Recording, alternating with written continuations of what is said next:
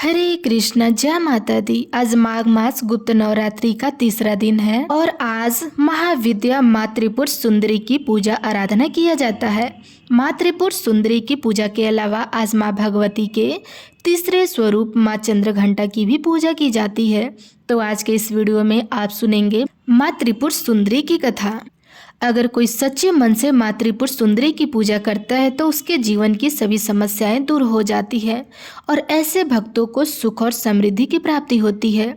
शास्त्रों में मातृ प्रेम और राजेश्वरी प्रेम भी कहते हैं। शास्त्रों में माँ त्रिपुर सुंदरी को माँ पार्वती का प्रतिनिधित्व करने वाली देवी बताया गया है। इसलिए माँ त्रिपुर सुंदरी को तांत्रिक पार्वती भी कहा जाता है।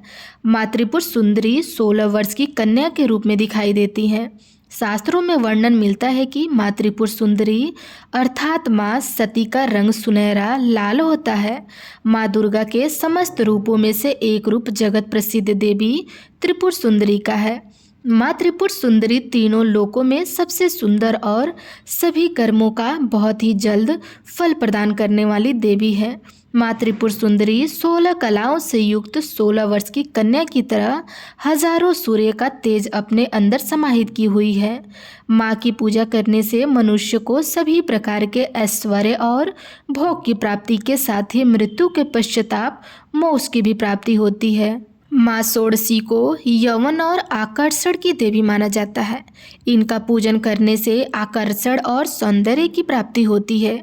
अगर किसी के दाम्पत्य जीवन में हमेशा कलह होता है और अगर आपका कोई प्रिय आपसे नाराज हो गया हो, समाज में मान सम्मान पद प्राप्त करने के लिए या फिर किसी व्यक्ति को सम्मोहित करने के लिए माँ षोडशी की पूजा की जाती है। इनकी उपासना करने से भोग और मोक्ष की प्राप्ति हो जाती है। माँ की 4 भुजाएं हैं।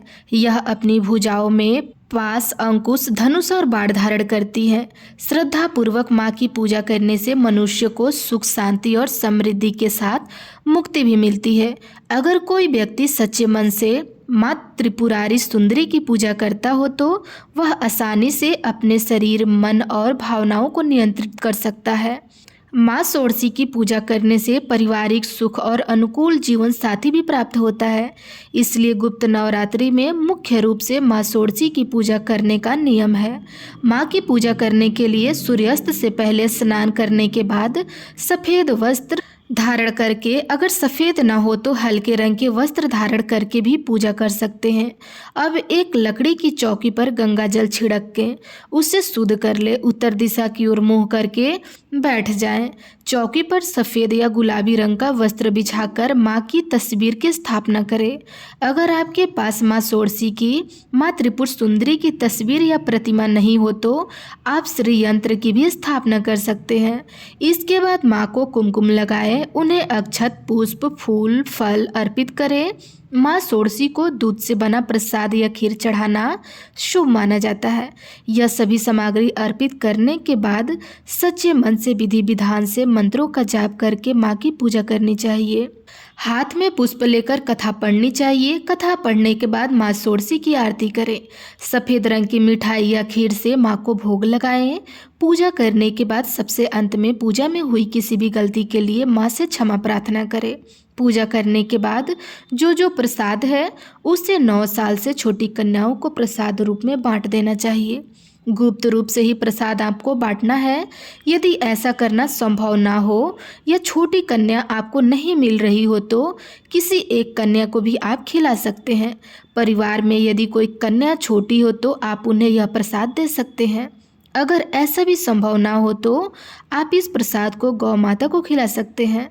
पौराणिक कथा के अनुसार जब भगवान शिव ने क्रोध के कारण कामदेव को अपना तीसरा नेत्र खोलकर भस्म कर दिया था, उस समय भगवान शिव के गणों ने उस भस्म को समेटकर उसे गीला करके एक सुंदर पुतला बनाया और भगवान शिव से कहा कि हे प्रभु, इस पुतले में प्राण प्रतिष्ठा कर दीजिए। जिसके बाद भगवान शिव ने उस पुतले में प्राण प्रतिष्ठा कर दिया।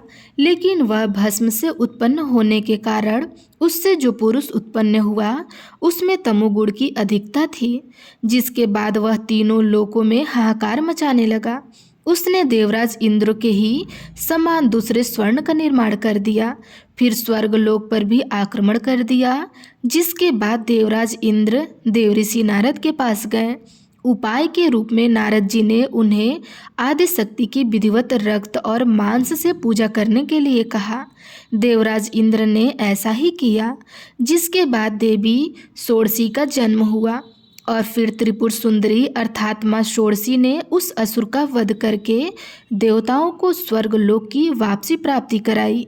एक और पौराणिक कथा के अनुसार भगवान शंकर को हृदय में धारण करने पर सती नैमिष में लिंग धारणी नाम से विख्यात हुई और उन्हें ललिता देवी के नाम से पुकारा जाने लगा।